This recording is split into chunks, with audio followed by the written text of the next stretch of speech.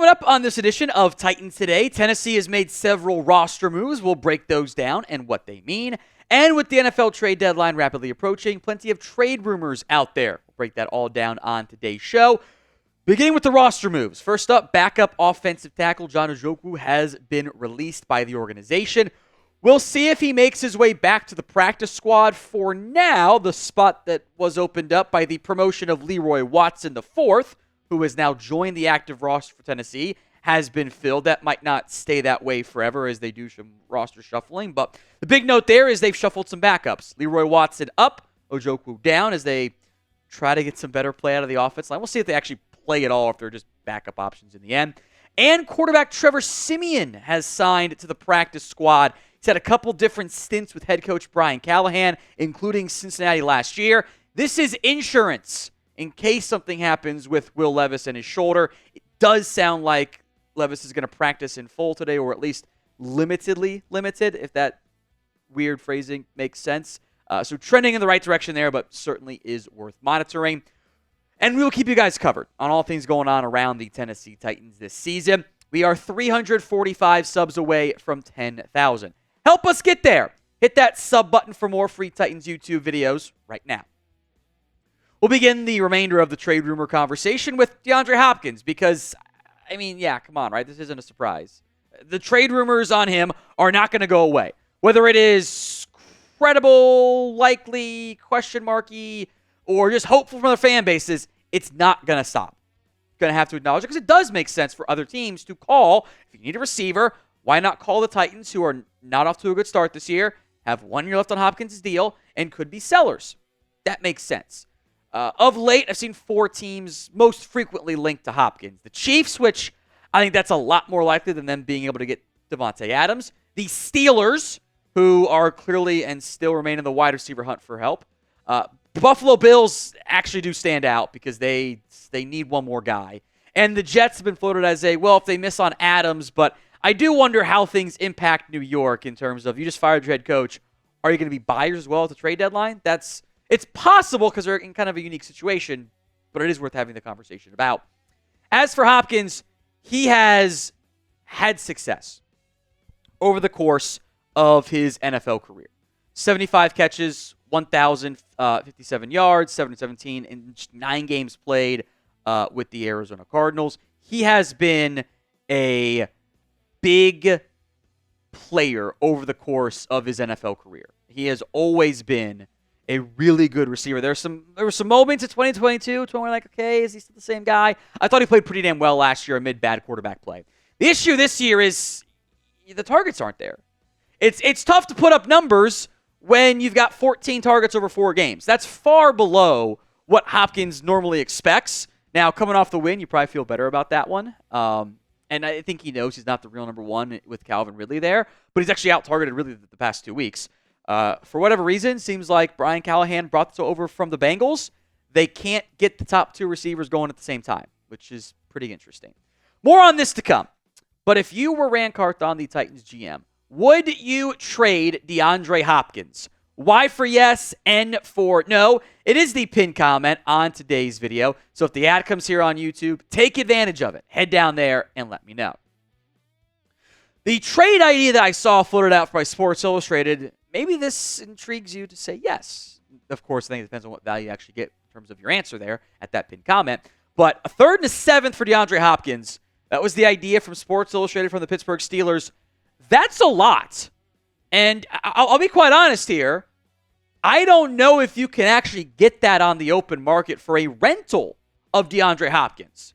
We'll go in depth with this contract here in a second, but that's, half a season, 2/3 of the season, whatever it ends up being, for Hopkins for a 3rd-round pick. The 7th is whatever. Who actually cares about that? It doesn't really move the needle. But a 3rd-round pick, top 100 pick for half season of DeAndre Hopkins, even if that pick is like 90 or something, that's a pretty good deal for Tennessee. That's one that would at least make you think more about it. Now, of note for Tennessee / the team that acquires him, the contract cost drops each week. Before week 6, the team that acquires him owes, this is the rounded figure from The Athletic, $6.56 million. Okay, so that's not too bad at all. It also drops down to $4.37, closer to the NFL trade deadline. Here's what I think is important. The Titans can be patient here. They can afford to wait and see what happens and see if teams get desperate. I mean, we all remember Chase Claypool going for a second rounder. Now, that's a different situation, and I don't know that it'll happen again. Also, watch Mohamed Sanu go for a second, too. In the end, and they might have to wait this long for it anyway, I don't think you see Tennessee do anything at wide receiver until after Davante Adams is traded. There will be teams that are outside of it. There will be teams that miss on him and pivot in the end. I think KC stands out pretty significantly because the Raiders are not going to trade him there. So I doubt they do anything until after Davante Adams gets traded by the Las Vegas Raiders. More trade rumors to come, but first, today's show is made possible by Game Time Picks. It's a new feature. It makes getting tickets to see your favorite teams play live even easier. Game Time Picks filters out the fluff to show you only incredible deals on great seats, so you don't have to waste time searching through thousands of tickets. It is curation designed to save even more on sports, concerts like the upcoming Post Malone concert in Nashville, college football, NHL, NFL. They've got you covered, plus theater and everything else in between. The all-in price feature, toggle that on to see your total cost up front with no surprise fees at checkout. The Game Time guarantee is this. If you find tickets in the same section and row for less, Game Time will credit you 110% of the difference. Take the guesswork out of buying tickets with Game Time. Download the Game Time app, create your account, and use code CHATSPORTS for $20 off your first purchase. Terms apply. But again, create your account, redeem code CHATSPORTS, CHATSPORTS for $20 off. Download Game Time today because time is it. It's game time. Sports Illustrated also threw out kind of a surprising trade idea that was going after Packers wide receiver Romeo Doubs. Now, the specific trade offer that was mentioned was a mid-round pick. So not actually specific at all, quite frankly, in terms of what they could potentially fetch for him there. This got brought up because Doubs was suspended by the Green Bay Packers for a game last week. He was apparently upset with his usage so far this year, skipped 2 days of practices and meetings, and that's conduct detrimental to the team. So he got himself suspended. Seems like Green Bay is trying to move past that, but I don't think that's okay, everything's fine now. I think you kind of got to earn things back a little bit there. This would be interesting because the theory is, well, the Packers are mad at him. Let's go trade for him. The youthful receiver angle, I think, does make sense. If he wasn't happy with 20 targets on a better football team, like that's more than what DeAndre Hopkins has in targets this season. He ain't going to get a bunch more targets in Tennessee. Like, I don't think that is the whole likely outcome. Now, the youth side I'm actually kind of intrigued by because Hopkins, Boyd, Burks, NWI, guys that are playing for you at receiver, with Jackson Moore, Steamer, these guys aren't under contract next year. So receiver's probably going to be a focal point for Tennessee. I just don't know if a mid-season trade for Doubs is, or Dobbs as he also goes by, he's fine with both. I don't know if that really moves the needle in the proper direction for you. So when it comes to this year's NFL trade deadline, what should the Titans be this year? B for they should be buyers, S for they should be sellers, H for they should just do nothing and hold. Vote in the comment section of today's show.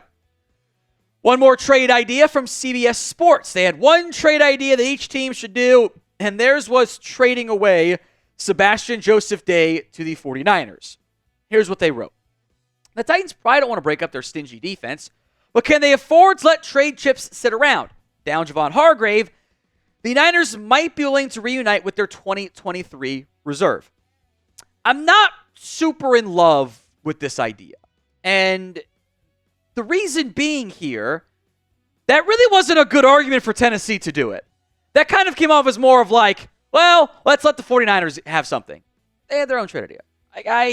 I've actually been very impressed with how Sebastian Joseph-Day has played. I think this Titans defense is actually low-key really good. I have been very impressed by their performances. I think they have kept you in games, won you games that maybe you weren't expecting to fully win. And I think finding the veteran pieces like Sebastian Joseph-Day have helped you do that. Again, by EPA per play, this is a top 5 defense in football. It's Vikings, Chargers, Broncos, Bears, Tennessee. I kind of don't want to break that up. Now, look, Joseph-Day is on a 1-year contract. You have to consider it, but I'm also battling an injury with Jeffrey Simmons. Keandre Coburn is banged up. Kind of don't have the bodies right now. So unless I get blown away by a trade offer, I'm actually more inclined to just re-sign him this offseason and continue to roll with that trio of Sweat, Simmons, and Sebastian Joseph-Day. Now, this next part is a galaxy brain idea, but I'll meet you halfway. CBS Sports. Can I trade and then re-sign him in the offseason? At a cost that doesn't impact my comp pick formula. Again, this is how it gets into the galaxy brain stuff. But I just remember when Aroldis Chapman got traded from the Yankees to the Cubs, and then the next year they brought back Aroldis Chapman, which was a huge coup for New York. Doesn't really happen very much in the NFL, if ever. But if you're going to do something like that, let's go full galaxy brain and see if we can make it happen as well.